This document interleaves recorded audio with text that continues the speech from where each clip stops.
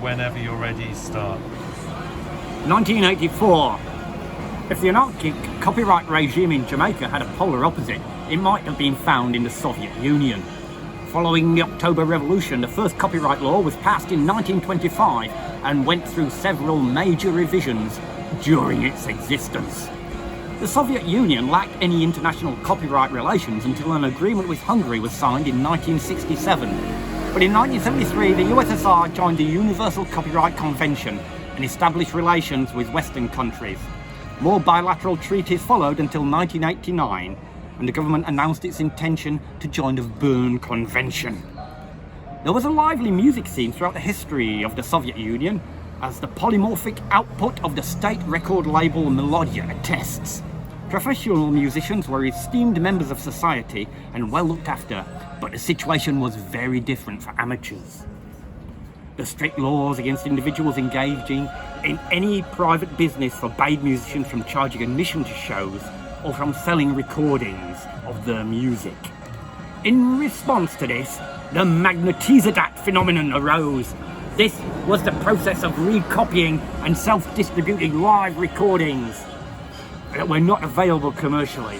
Similar to Western bootlegs, except that these releases were generally sanctioned by the performers. Magnetizadat was less risky than publishing unofficial literature via the samizdat, since everyone in the USSR was permitted to own a tape recorder, whilst paper duplication equipment was more strictly controlled. After the founding of the Leningrad Rock Club in 1981, there was an explosion of popular music in the USSR as groups emerged from the underground into the mainstream.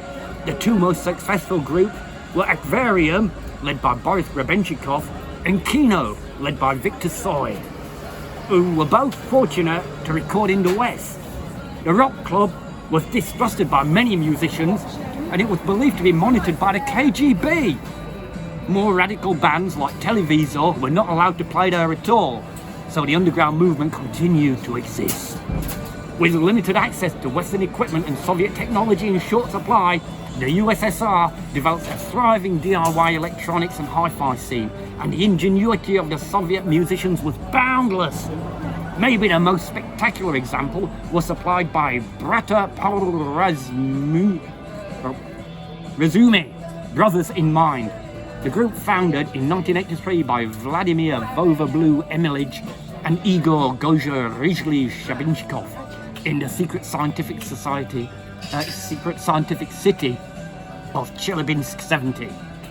In 1984, the group recorded their debut album, 88A, in Russian, by splicing fragments of tapes of Western records and overdubbing their own vocals. It's believed to be the first Soviet record to use samples. The following year, the group released several more albums on Magnetizadat. Igra Sini Lampavechek, Game of Blue Lights, 1985, Malchat, Be Silent, 1985, Halu Galu, Holly Golly, 1985, and Nikak Ni Zapet, How Not to Sing, 1986. After a couple of years of doing military service, Vladimir moved to Moscow, and later Igor joined him. They revived the group and started playing live concerts, and eventually supported Sonic Youth when they played in Moscow in 1989.